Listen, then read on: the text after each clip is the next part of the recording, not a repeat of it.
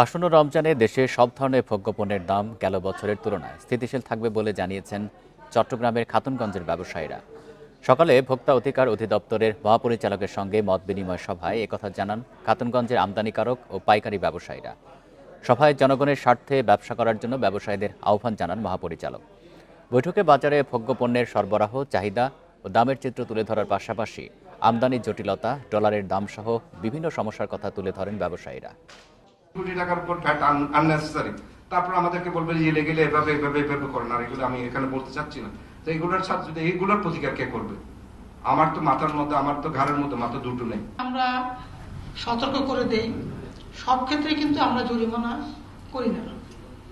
আমাদের এখানে একজন ব্যবসায়ী বলেছেন যে অবৈধ ব্যবসা বা যেটা কালোবাজারি বা যেটা বিএসটি মনোগ্রাম নাই, সেক্ষেত্রে আমরা সতর্ক আছি।